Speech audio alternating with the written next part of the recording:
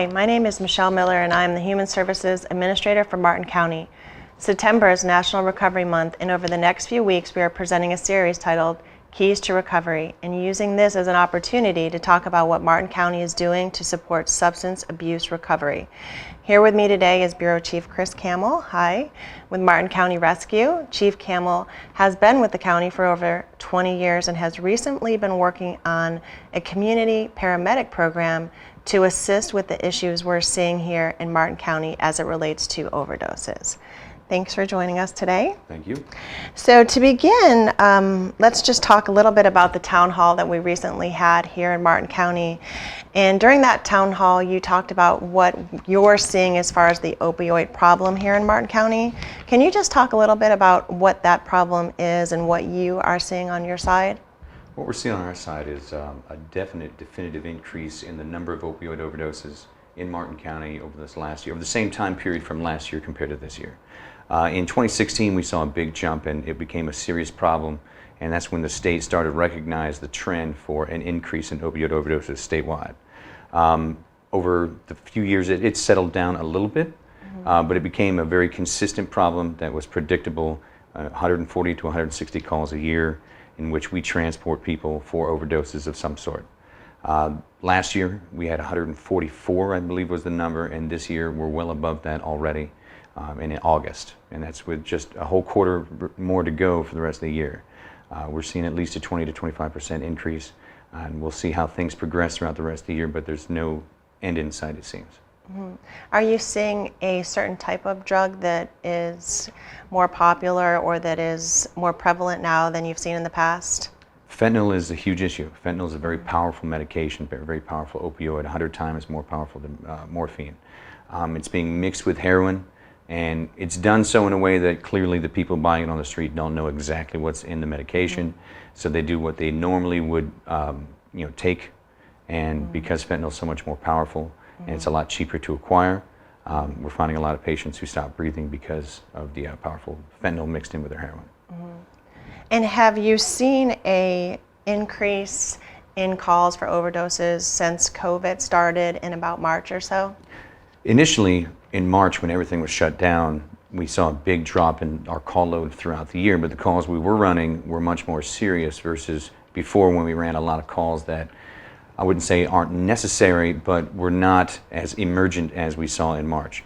The numbers dropped at least 30% of our overall call load, and during that time the overdoses definitely decreased. But as COVID has progressed and continued, with people locked in their homes and not being social, it's definitely shown a dramatic increase in the number of opioids. Starting in April, it really started to jump up, and it has been pretty consistent ever since.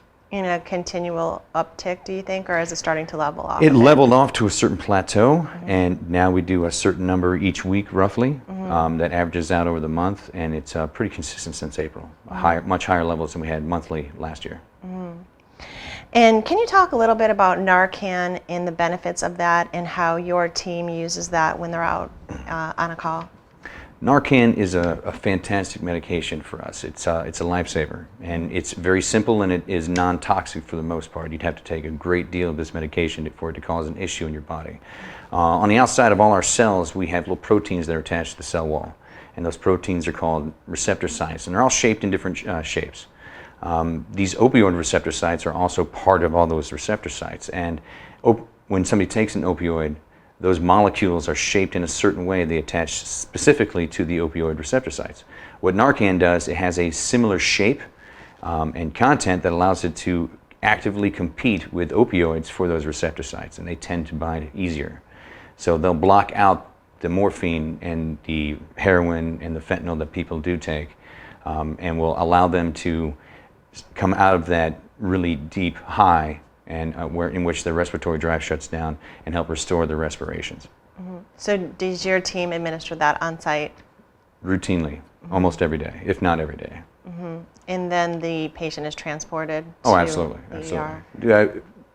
After they regain consciousness, we revive them slowly using smaller doses to get their respirations back, and try not to pull them out too fast, because that results in vomiting and headaches and withdrawals and what have you.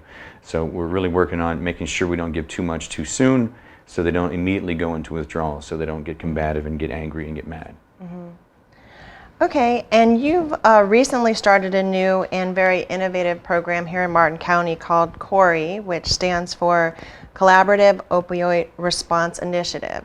So can you talk about that program and what your overall goals are?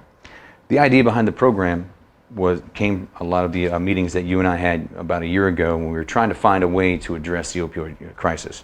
And it seems as if there is help out there. You just have to get all the different players that can provide things together in a room, and then break down the barrier of contact with the people who actually have the problem.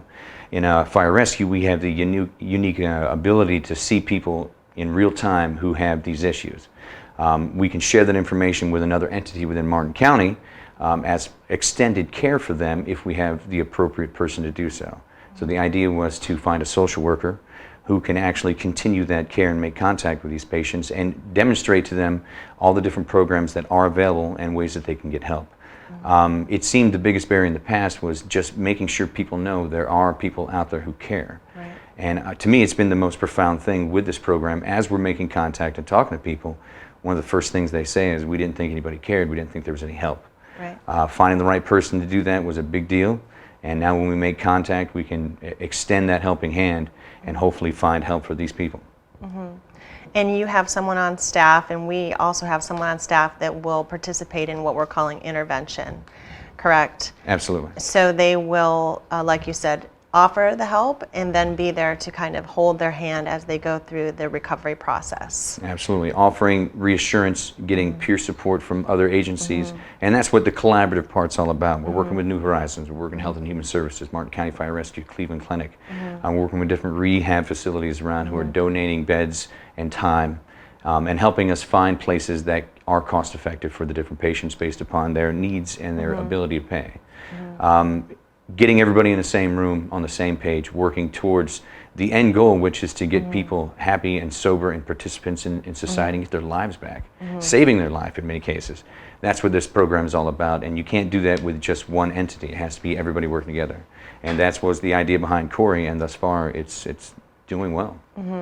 So have you seen to date yet any successes in the program? What have you seen so far? Thus far, we've had at least 2 or 3 patients that have listened to the social worker, asked for help, pursued that help, and are currently either in rehab and detox, or I believe one of them has actually completed the program and has now got their life back to a certain degree. The big thing is continued contact and continued follow-up. And we've had people actually call after 2 or 3 incidents, call our social worker back and say, please help me. And those are ones that mean the most. Getting just one person help is a big deal, especially in our department. We found that over a 4-year period, we transported over 600 people who had overdosed. And so we break down the data on that and found that of more than 600 calls, we had 119 unique patients out of the 600 that we transported. And of those 119, only 21 were actually non-repeat patients and unique patients. The rest were all repeat. So if you help one person, they average 20, 25 times a year in which we transport them and show up at their houses. So one person makes a big deal. And that's 20 times they could have died because of the results of those medications they're taking. So one person makes a deal with how many patients we transport, how many doses of Narcan goes out there. So saving one life is worth whatever effort we can put forth. And like you said, oftentimes we're seeing repeat patients that are being called out to. And with a combination with this CORI program and Narcan, we're hopeful that we can see a decrease in those calls and more people that will want to enter into the program. That is the plan. That's the end goal, is to decrease numbers and get people's lives back. And to that end, when we talk about Narcan and the effects that it has, say someone is wondering how they can get Narcan on their own, is there a mechanism for that? Absolutely. It can be costly, but it is sold at CVS and Walgreens pharmacies. It is available. You have to talk to the pharmacist, and because you can't just pick it up in the aisle. but they will supply you with it. There's also many programs out there that will provide Narcan to people, and we're actually building that into our community paramedic program to eventually provide Narcan to people who are at risk and family members who have family members who are at risk for overdoses. Right, I think New Horizons is one that will give out Narcan to, if you walk in. I believe so. They'll give it out to you. So to wrap up, if someone is watching and they have a substance abuse problem and they do want help, what would you recommend that they do? I would say contact Health and Human Services, ask about the CORI program and the overdose data to action program, and find out if they can get some help. If they can go by a fire station, if they have no other means, they can stop by a fire station and talk to any one of our paramedics or captains. They would be glad to get them in contact with our community paramedic, who will in turn get everybody together in the same room and find out how we can help that person.